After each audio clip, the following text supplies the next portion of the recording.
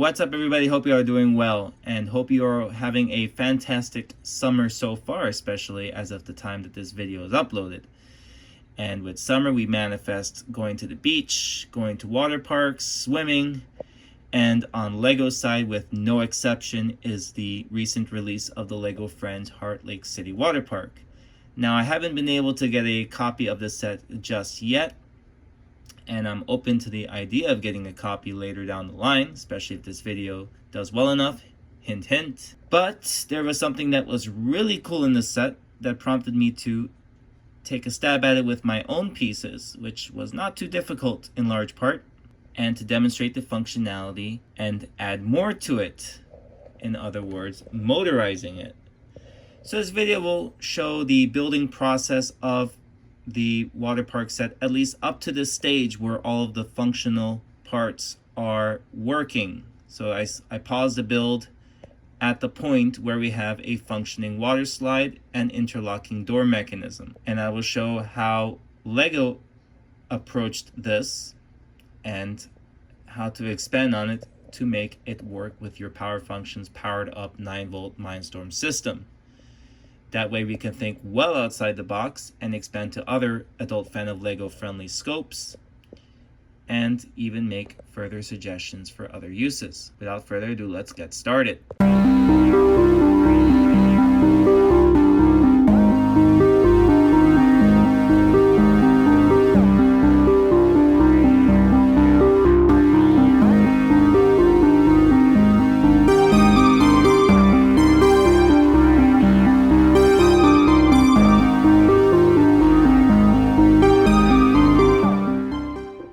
So these are the elements that will create the sliding mechanism in the LEGO Friends Heartlake City Water Park. Notice that I have these stud pins in different colors, the rails in different colors, and the 2x2 with the hole in different colors. And part of that is because of my lack of supply of these elements and having to scrape these out of my own collection. But really, it's convenient to actually do this to indicate the positioning of these various elements, and that way it might make it a little clearer when carrying out this assembly. So this part I will not time lapse because this is the main focus of the video. So in order to carry out this assembly, we have this 2x2 with the ball here. LEGO does make a newer version of this element. This element is probably from the 90s. Attach it to a 1x2 round plate. Don't know if that's going to have any functional use or if that's just whatever they had available in the palette. 2x10 plate, double railings in gray we will use first, and then we will use this 2x4 tile. This is probably one of the only correct colored elements in the set, as are these yellow 2x2 with the hole. The only elements that match aside from this and these two and this. Everything else is a different color, but at least for the demonstrative purposes of this video, might help explain things a little better. And I have this in sand green. In the set, it's actually in medium azure, just like this. And now this is really where the business end of this technique is. We have these 1x6 Technic half beams, and make sure that you have the stud pin that has no friction, because you want this to move freely, unless you want to create a slower moving, struggling door. You want these to have a bit of freedom. Otherwise, you may end up with a stuck mechanism. So I have them in blue. They were very abundant in blue for about 15 years. Also got them in gray. There was a time where they were in the LEGO Digital Design palette in gray. And very simply, you will attach these assemblies ×2 to the yellow 2x2 with the hole.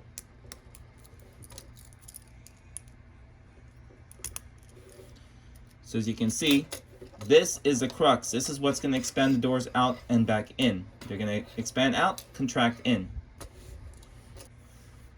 And this assembly is ready to go on what we've already built so far. So it's looking like they're going to do the contracted version here.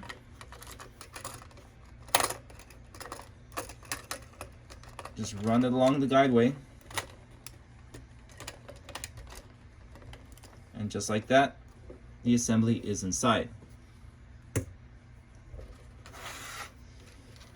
Now we'll do the other railing assembly. So this is the other end, so I'm just using the black 2x2 with the hole and the black railing piece to carry this out. And the idea is that this part is going to rest gently while slid in along this louver here. Now, because of the way the build has been carried, it seems a little bit snug right now, but I'm sure once these elements settle in and once there's enough force available, it'll kind of move more freely.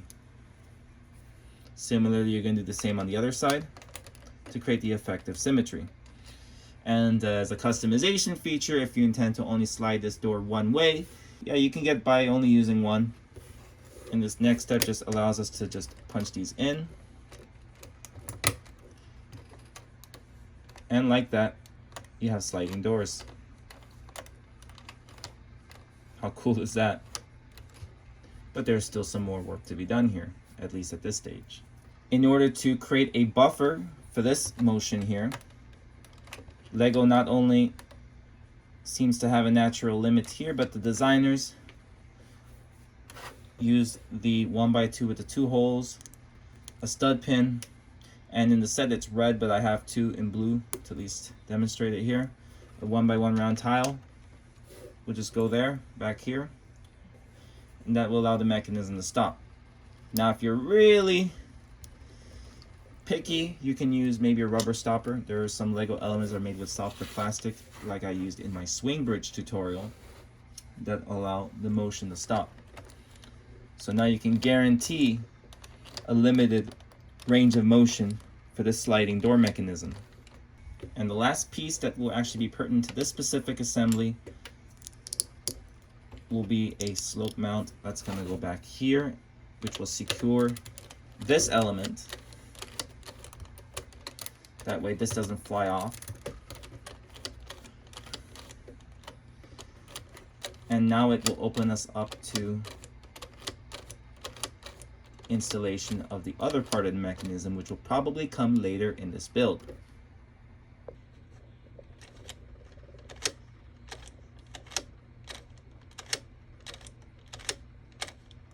Alright, so steps 26 through 31 are mostly cosmetic. And you say that with an asterisk because I see clips here. I'm like, okay, something functional might happen, but I did not want to do a separate, what would be like 5-second time lapse for it. So I just built it off camera. Now we're at step 32, which is definitely, without any doubt, the other mechanical application for this technique. And these are the parts that you'll need to complete this assembly. So you have 2 half pin, half axle Technic pins, 2 half bushes. This is going to create a half stud offset that will affect a single lift arm piece. And you will have these 2 2x2 modified plates with a hole running down the side here. So this part's actually pretty straightforward. You don't even need instructions. You will run the half bush through the half pin, half axle like so. Attach it to the axle end of this, otherwise they will not sit properly. So now you have a central single lift arm. Now, it might also be effective to use 2 lift arms and then run pins in between the 2 lift arms if you want a wider arm. And then these will come here, and thus you have a free-flowing Technic lift arm, which will be essential to the operation of this mechanism. So let's see how they have it assembled. This thing is in the closed position, as you can see in the instruction manual. And it will apply with the lift arm resting horizontally. So it's going to be like that. It's going to look like this. And the lift arm pivot is going to go right next to this 1x2 plate with the clip. So now you have this motion right now. Doors open with the lift arm up, which is expected. Doors close with the lift arm down.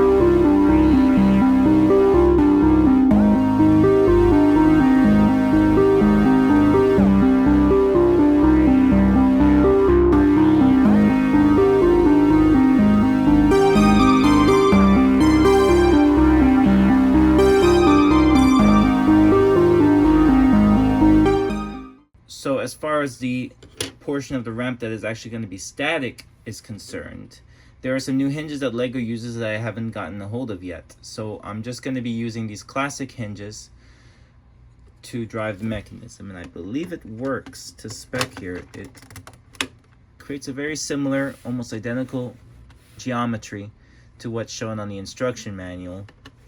Yeah, I don't have enough of the shades of blue to do that, and that way we have something that's a viable substitute that can be used to test the mechanism, and it does not interfere with the mechanism because it only pushes outwards from where the hinges would be placed.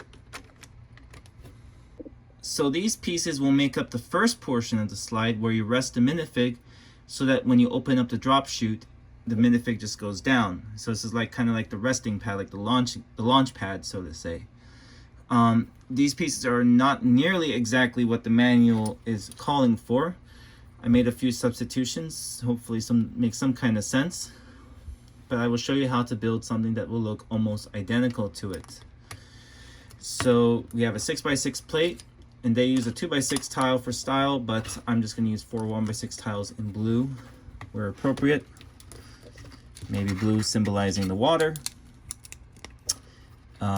They use 1x6 plates, but I'll just use a combination. These will actually be hidden from view when adding the sidewall pieces.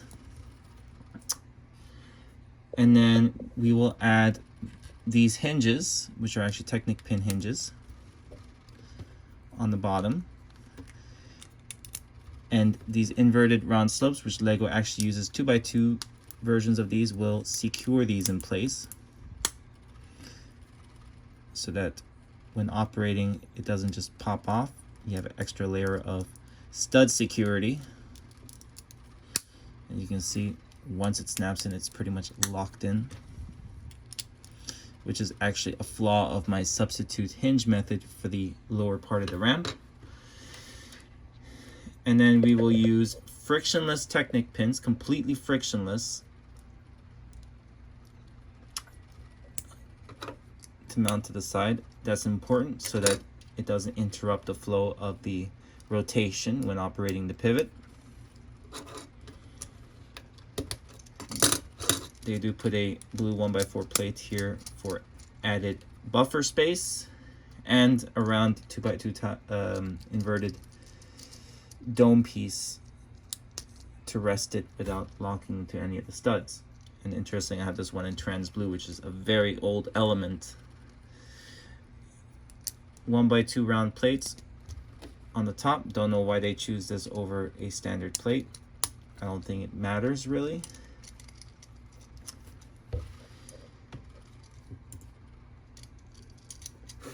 And these will be placed like so. So you see where you have the 1x1 stud and the 1x8 plate. You'll just put it here. And now you're guaranteed a functioning lift here. And now with this assembly, you're guaranteed the rotational portion of the mechanism. But dang, this is pretty cool seeing this in person now.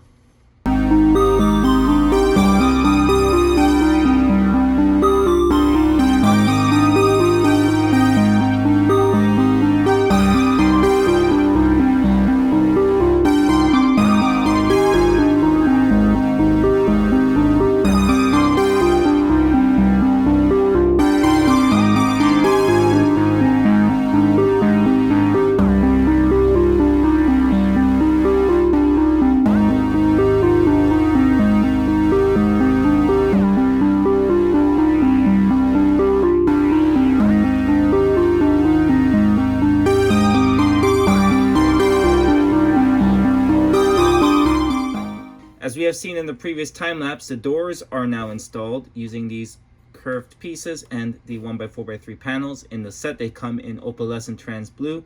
This is what I have on hand. This can serve a different effect by having this being exposed and this being solid, or it can all be solid, and then you have a nice scary trapdoor situation, which will be a nice thrill for anybody that rides this ride, depending on the mechanism, of course. But also, most recently, we installed these mechanisms that include a wheel type of thing to guide these doors open and shut. Also, the railing on the top does protect the door as well. And this lift arm setup is secured in place by, in the set, a 1x1x3, but I have 1x2x3, and I don't think it'll make a huge difference if I choose to use that. But in essence, now we have the full mechanism that's unique to this LEGO Friends set. I don't know why this doesn't want to go down, but you can see the rotational component thanks to the lift arm, and the translational component with these doors opening and closing like a sliding door. It's pretty darn cool. And now by this point we have built the complete mechanism of this drop and sliding door that we can now demonstrate on multiple uses, not only pertinent to the LEGO Friends set in question, but to other contraptions.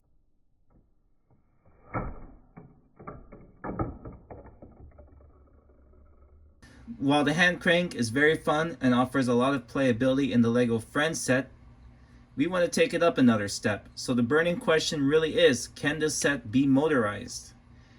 And since the back is completely open to work with, the answer is an absolute big yes. So I will motorize this using one of the many techniques that are widely available to learn online. This will make use of a small, simple gear mechanism which uses the 1x4 modified plate / gear rack on the top and the 8-tooth Technic gear along with other gears in order to preserve a little bit of gear reduction in order to smoothly operate this mechanism.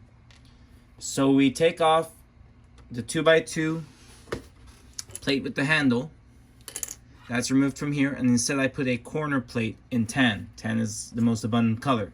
1x6 plate in dark tan or whatever color you choose, followed by 2 of these guys, will allow you to set the gear mechanism here. We also remove the abutments, or the supports that are hoisted here, and the 2x2 plates that lie underneath. That way we allow ourselves to expand the setup going this way. The back side will not be motorized, but will need a bit of support with the Technic beams available in order to secure the gear mechanism. So we have 2x8 plate, a pair of 2x4 bricks, another 2x8 plate straddled by 2 studs to go over here, 1x6 Technic brick. This is not attached to the lift arm here. However, there's a pair of 1x3 plates that go above, then a 1x4 Technic brick which is attached to both pins of the lift arm. That way we can just mount it here. Well, we won't mount it just yet, but how we will mount it is by performing the construction of the actual mechanism which will house the gear. So we have this Technic beam here and this Technic joiner here, as well as an axle. A mirror image with a half axle, half pin sticking out. You can kind of figure out where that will be going based on the use of the lift arm in the other side here. And another one of these beams here. And the idea is that we will mount this here so we can run the 8-tooth gear here and run an axle all the way through to the other side. So we will slide this into place and use brick tolerances to snap this over here. To further secure it, we will reinsert this particular support piece, which in the LEGO Friends set is actually white. I will use a 1x8 axle with a stopper here so that it doesn't flow out. We'll just run this through and gently sit the 8-tooth gear here.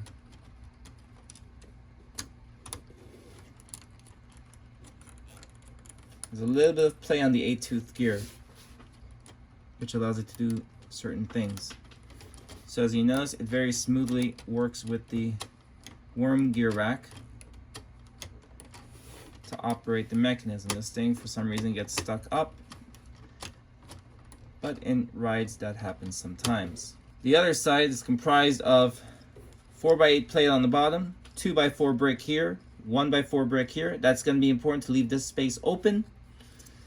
2x8 plate here, 2x6 plate here, and these Technic bricks, which really no specification as to which bricks to use. At least go with 6 studs. I had this 8 studder lying around, and using the appropriate brick tolerances, we will slide it into place here on the other side. And very simply, we'll put a 24 tooth gear here,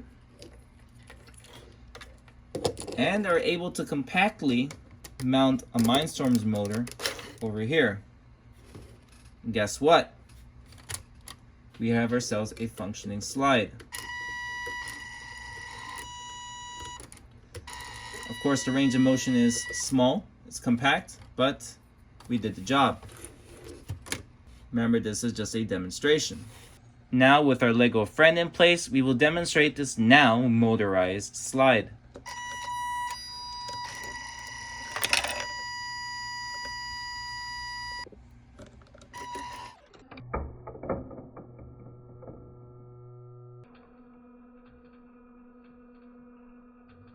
There's another beneficiary of this technique with the sliding doors, and that can make for some interesting contraptions when running at LEGO conventions.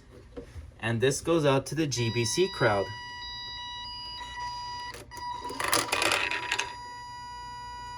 Now just make sure the balls actually go out rather than staying in. So all in all, that's a little summary of this very cool moving technique with the LEGO Friends Heartlake City Water Park. A very neat sliding door contraption combined with this liftable ramp. And I really hope you have enjoyed my time lapse, my very low budget filming using parts that I've already had, and most importantly, the added functionality of motorizing this so that you can apply this beyond simply the scope of a LEGO Friends or LEGO City Water Park and expand to anything. And GBC, theme park rides, you name it. This is just a sampler. It's just a demonstration. The sky's the limit, and it's on everybody to expand on this cool little technique. So thanks for watching this video. If you haven't already, please leave a like and share your thoughts on this. And I look forward to sharing many more building techniques, mocks, set reviews, etc. But of course, if you want to be up to date with those, make sure you're subscribed and hit that bell button to be notified when I upload those videos. From HQ, till next time, where we hit the water parks. It's summer after all. This is TE out.